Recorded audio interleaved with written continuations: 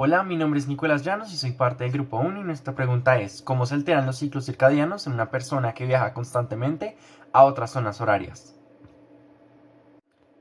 Empecemos por definir qué es el sueño. El sueño es un estado funcional del cerebro y se divide en 5 etapas. Las primeras 4 son las No REM o Slow Wave Sleep y la quinta es la REM, Rapid Eye Movement. Estas se diferencian respecto a su actividad en la neocorteza del cerebro. Ahora hablemos de 6 características principales del sueño. El sueño es reversible, es innato, también hay una aquiescencia, baja actividad postural, también hay una baja reactividad de estímulos sensoriales y es actividad filogenéticamente conservada. Lo podemos ver en varias especies, digamos en la Drosophila melanogaster o en la lumbricina, donde hay ciertos periodos de inactividad cerebral que podemos considerar como sueño. Y pues claramente en los humanos. Ahora hablemos de un concepto muy importante, que es el arrastre. El arrastre es algo que estudia la cronobiología y es cómo se enlaza el ciclo T, que es el del ambiente, con el ciclo circadiano, el interno. Y se hace mediante la luz, o más bien la ausencia de la luz. Entonces, las células ganglionales de la retina perciben esta ausencia de luz y la comunican al núcleo supraquiasmático. El núcleo supraquiasmático en el hipotálamo se comunica con otro núcleo, que es el paraventricular en el mismo hipotálamo, y ahí se va a los axones hacia la médula espinal. En la médula espinal se va hacia el tronco simpático, en los ganglios cervicales superiores, y estos se comunican con la pineal directamente para la secreción de melatonina. Entonces la melatonina se va a acumular principalmente en la noche y mi compañero lo va a explicar más adelante. No obstante, debo mencionar otro núcleo, el cual es el túbero mamilar. El túbero mamilar es el cual media la respuesta para que estemos más activos. Entonces, si dañamos el túbero mamilar, vamos a tener más somnolencia porque pues no vamos a tener esta actividad que induce el túbero mamilar. Entonces podemos ver que hay varios núcleos del cerebro implicados y que es un proceso más bien como sinérgico entre el túbero mamilar y el supraquiasmático y los otros núcleos que están implicados como el paraventricular. Probablemente han escuchado que debemos dormir entre 7 y 8 horas y 6 cuando nos volvemos más grandes. Pero ¿por qué son estos números?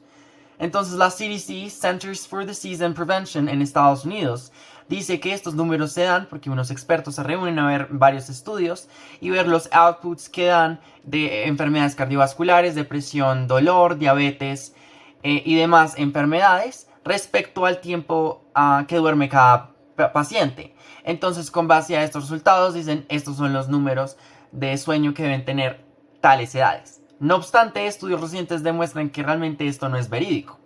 Entonces, el estudio que les menciono es The Natural Sleep and its Seasonal Variations in Three Pre-Industrial Societies de German Siegel de UCLA.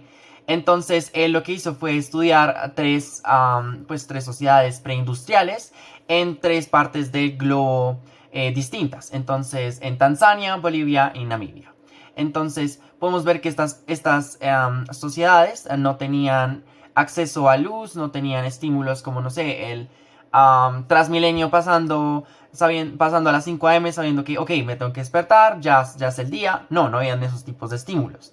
Entonces descubrieron algo interesante, que realmente no era la luz la que mandaba el ciclo de sueño de las personas, porque una hipótesis podría decir como, ok, se acuestan cuando el sol se acuesta. No pasaba. Se acuesta cuando la temperatura era más baja, aproximadamente 3 horas después de que el sol se acostaba.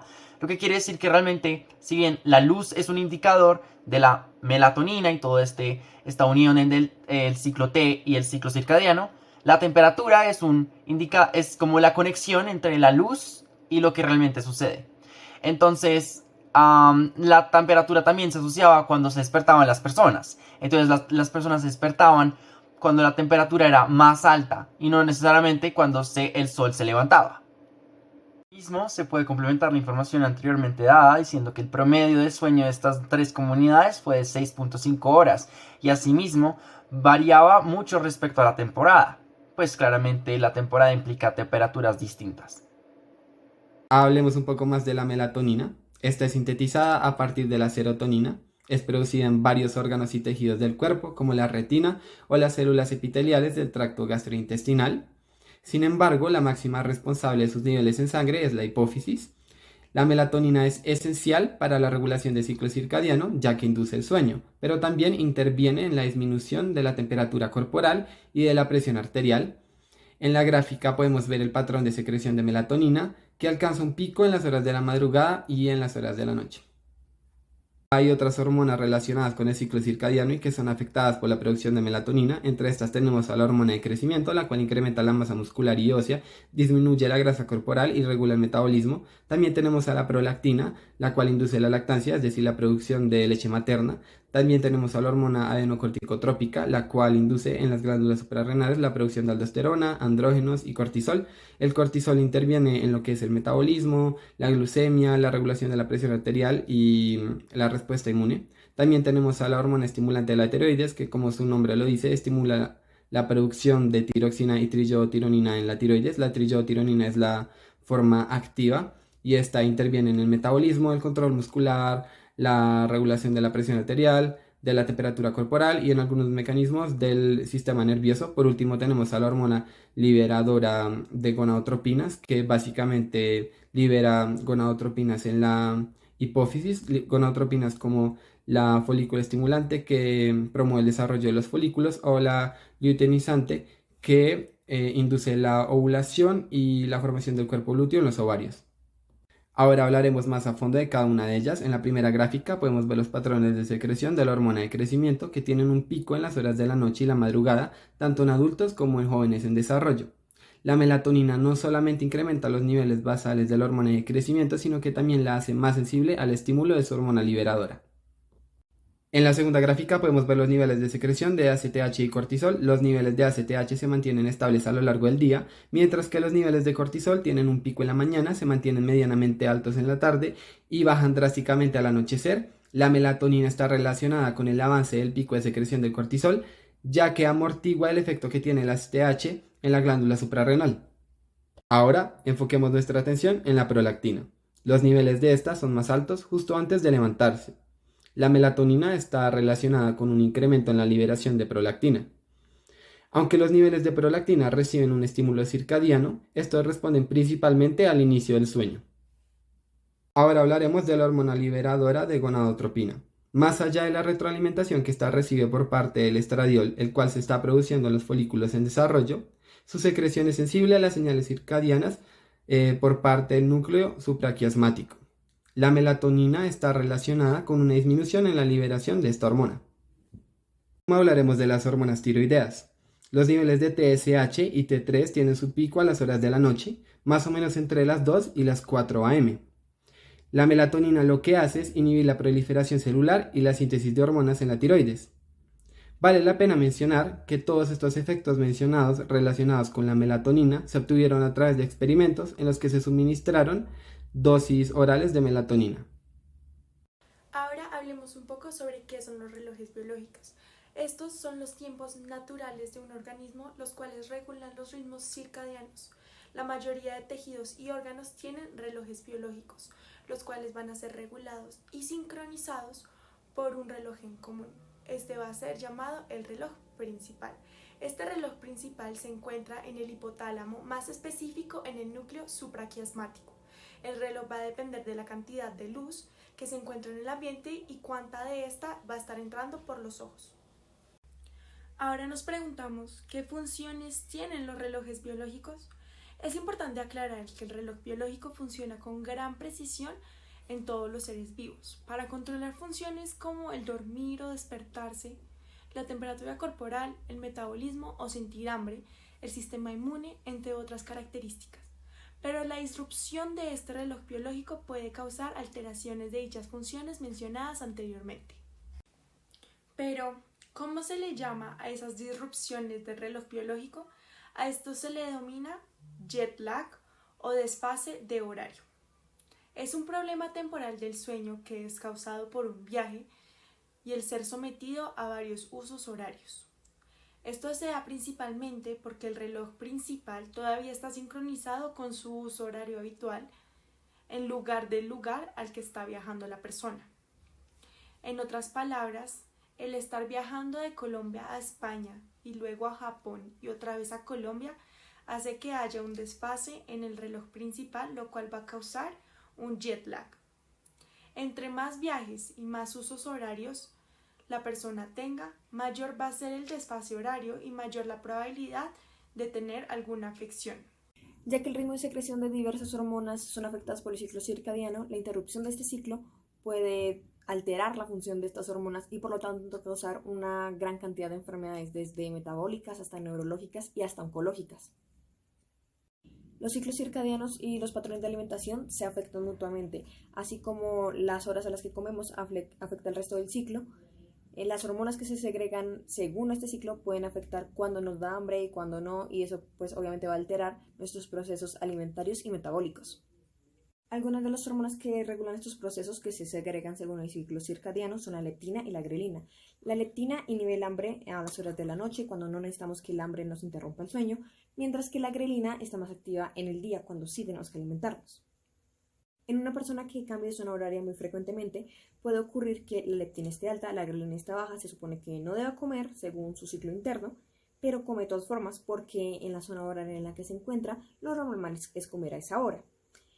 Sin embargo, más tarde, si sube la grelina, baja la leptina, le da hambre de nuevo. Entonces lo más natural es que vaya a comer, pero esto va a causarle un superávit calórico, lo cual va a influir en que pueda ganar tejido adiposo.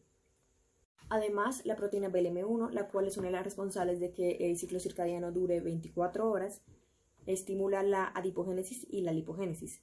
Por lo tanto, un desbalance en esta proteína también puede contribuir a la ganancia de peso. Ahora, además de que la obesidad en sí ya es un factor de riesgo para desarrollar diabetes, las alteraciones del ciclo circadiano también afectan directamente este mismo riesgo, ya que la expresión de ciertos genes de antioxidantes de las células beta y la función mitocondrial de estas mismas células son afectadas por el ciclo circadiano precisamente. Entonces la alteración de este puede promover el daño a estas células de los islotes de Langerhans. Ya mencionamos antes que la adipogénesis y la lipogénesis son afectadas por el ciclo circadiano, pero también la segregación de cortisol y por lo tanto la gluconeogénesis, ya que este proceso es estimulado por el cortisol. Entonces sucede que, por ejemplo, por la noche, cuando pasamos mucho tiempo sin comer, lo normal es que necesitemos gluconeogénesis para crear suficiente energía y que podamos seguir funcionando pese a que no estemos comiendo. En un individuo que se altere este proceso, el cortisol se segrega a las horas que no debería y que puede comenzar la gluconeogénesis cuando realmente sí comimos. Entonces, aparte de la glucosa que ya consumimos, tenemos la glucosa de la gluconeogénesis. Y esto obviamente también puede contribuir a que dé diabetes más adelante. Un ritmo circadiano irregular puede tener efectos negativos en la habilidad de la persona de dormir y de funcionar correctamente. Puede resultar, por ejemplo, en desórdenes del estado de ánimo, tales como la depresión, la ansiedad, la bipolaridad y el desorden afectivo estacional, en donde se produce un retraso de fase en la expresión de rítmica circadiana. Asimismo, se ha podido relacionar con la esquizofrenia, con trastornos de la conducta alimentaria, con conductas adictivas y con el trastorno bipolar. De acuerdo a diversas investigaciones, se ha podido ver que el desequilibrio del ciclo circadiano influye tanto en el desarrollo como en el mantenimiento de la patología. Defectos en el reloj interno pueden resultar en una disrupción del ciclo celular, causando, por ejemplo, errores en este y aumentando la probabilidad de tener cáncer de mama o de tumores aún más agresivos. En el cáncer de mama se han encontrado cerca de 600 genes controlados de manera circadiana y por esta razón se pudo encontrar una relación directa entre la interrupción del ciclo con el cáncer de mama.